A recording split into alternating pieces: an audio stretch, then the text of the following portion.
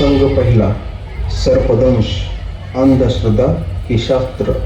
दरवर्षी आपल्या देशात हजारो लोक सर्पदंशामुळे मरतात. सापामुळे नाही तर अज्ञानामुळे.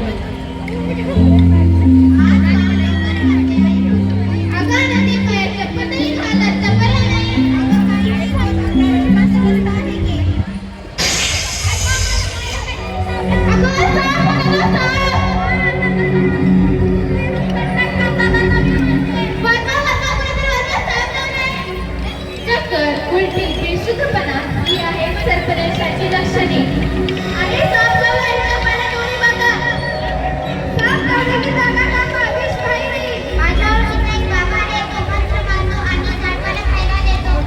माईक घेऊन धरलं नव्हतं कोणाजवळ तेला सांग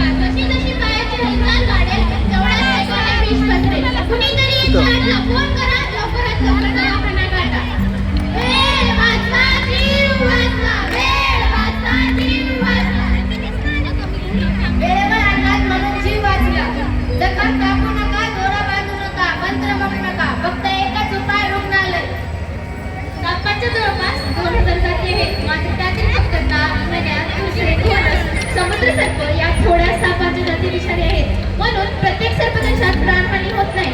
मात्र भीतीमुळे तीव्र मानसिक थक्का बसतो आणि काळजी न घेतल्यास मनुष्य दगावतो. साप आढळल्यास त्याला लगेच न मारता सर्पमित्राशी संपर्क करा.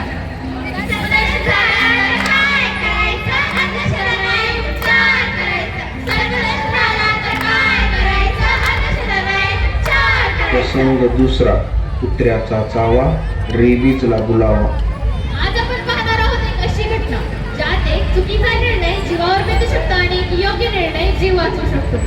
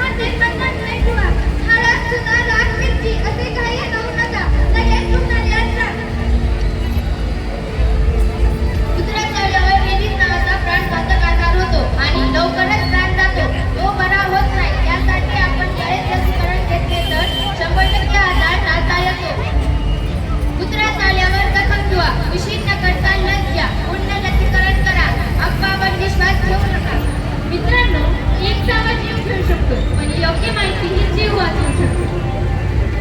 कुत्रा चावला घाबरू नका, धुवा, लस घ्या, जीव वाचवा. कुत्रा चावला घाबरू नका, धुवा, लस घ्या, जीव वाचवा. प्रसंग तिसरा. वेळेवरचा श्वास, हृदयाला सांभाळा. आलात गाणू आज खूप थकल्यासारखं वाटतं. सगळं आपण उचललंय. आज पाय घेतला म्हणजे मला चहा बनवतो. थोडं विचित्रच वाटतंय. माझ्या छातीत दुखतंय. अरे देवा, अहो उठा, उठा, काय झालं तुम्हाला? अरे कुणीतरी बघा, काय झालं अचानक, कुणीतरी बघा. घाबरू नका, सगळे बाजूला व्हा. या क्षणी एक योग्य निर्णय तुम्ही वाचू शकता. या क्षणी या व्यक्तीचा श्वास तपासा. छातीवर वर खाली होते ना हे तपासा. या व्यक्तीची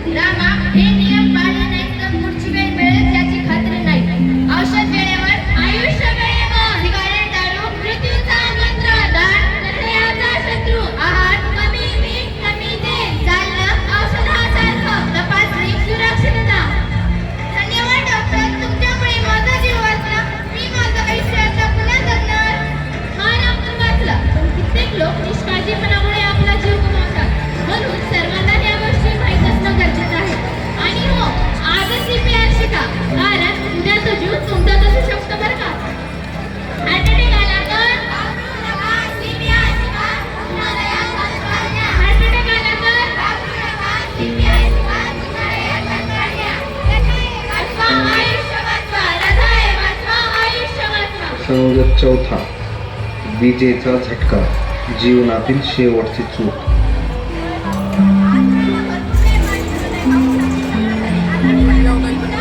माईक जवळ धरा म्हणा. थांबा, कुणी तिला हात लावू नका. अजूनही ती विजेच्या संपर्कात असू शकते. आधी वीज बंद करा, नाहीतर दुसरा जीव जाईल. तिच्या अंगावर जर वायर किंवा तार पडला असेल तर तो लाकडी काठीने बाजूला काढा. ती जर ओल्या जागेवर असेल तर थोडा कापड वापरा. तिला श्वास तपासा. हा जो क्षण आहे जिथे भीती नाही तर ज्ञान कामी येतं. आपण हृदयधडक्याच्या वेळेस पाहिल्याप्रमाणे इथे पण CPR द्यायचा आणि 108 ला फोन लावून तात्काळ रुग्णालय गाठायचं. मित्रांनो, विजेचा शॉक लागल्यानंतर सध्या सुरक्षित राहा. वीज त्वरित बंद करा. ओल्या अंगावर स्पर्श करू नका. श्वास तपासा. वीज शक्ती आहे पण सावधगिरी जीवन आहे. वीज शक्ती आहे पण सावधगिरी जीवन आहे. हे पाहिलं आपल्या रोजच्या जीवनात अचानक येणारे संकट. तसेच आपण जीवन जगत असताना आपल्याला खूप साऱ्या नैसर्गिक आपत्तीचा सामना करावा लागतो. जसे की भूकंप, वीज, ढगफुटी, वादळवारा, पूरग्रस्त स्थिती. अशा सर्व आपत्तीपासून आपले आणि इतरांचे संरक्षण कसे करायचे ही माहिती आपल्याला माहीत असणं गरजेचं आहे. ही माहिती जाणून घ्या. आपली आणि इतरांची सुरक्षा करा.